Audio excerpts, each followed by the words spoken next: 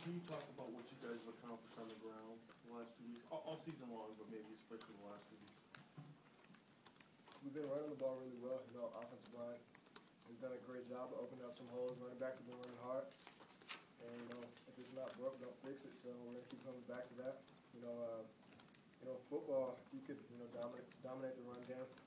You have a great chance of winning. So, you know, would I like to throw a bunch of touchdown passes with the receiver, like catch a whole bunch of touchdown passes? Yeah, but right now, you know, the running game is working for us, so we're going to stick to that. Kain, you got a little extra exercise in the first half. You got to run into the training room, right? Get looked at. The hit looked pretty vicious, and it was left wrist or what's wrong? Yeah, my left wrist has actually just been a little banged up ever since Syracuse, so it really wasn't the hit at all. I think I just landed on it weird or something. I honestly don't know. Something happened, but good to go. So I'll be good to go next week. But just something that kind of re-irritated an injury.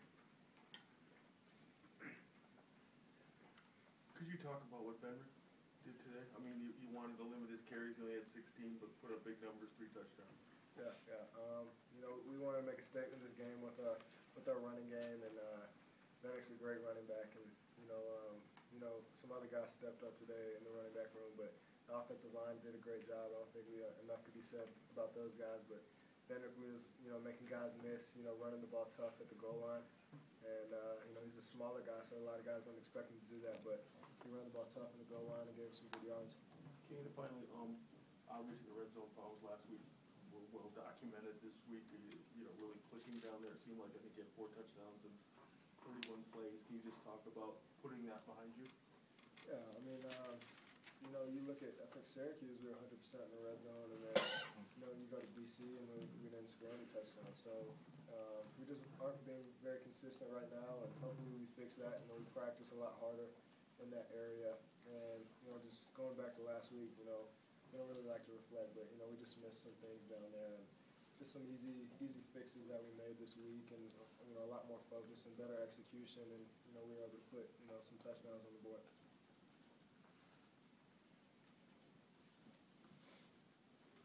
Kain, you mentioned how tough Benrick is in the red zone. I was wondering, on that second touchdown today, it just seems to be so slippery. There's like a dog pile at the 2-yard line, and somehow Benrick's in the end zone. And I don't even think the crowd realized it for a couple seconds. I mean, what do you think makes him so successful in the red zone?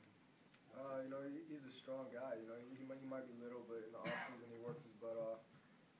You know, he's fast, he's elusive. All those things help. You know, it's funny because I hand the ball off and I don't even see him because, you know, there's big guys around him, and then all of a sudden he squirts through. So, you know, all those, you know, characteristics of Benrick really help him out and help him be successful. And, you know, he's a great running back and a great, you know, player in our offense. Kain, I'd like to know, Q had talked a little bit about your experience with the Navy SEAL, talking about dealing with success. And as you go into the Big Ten part of your play, what lessons can you take from that, and how to deal with success into the Big Ten Conference?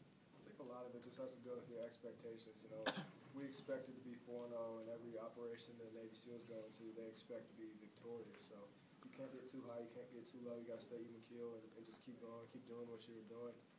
And you know, I think that was the biggest lesson that they taught us. And you know, those guys are the best at what they do. And you know, if they complete a mission successfully, they're not going to, you know, jumping for joy, giving high fives. You know, that's what they expect out of themselves. And you know, these first 4 games that we've had, we expected to win those games and, you know, show the entire nation what Northwestern football is going to bring to the table this season. So as we go into Big Ten, you know, we expect to have, you know, expect to win games, expect to, you know, win the conference. So, you know, we're not going to get too high when we have success. We're just going to keep doing what we've been doing.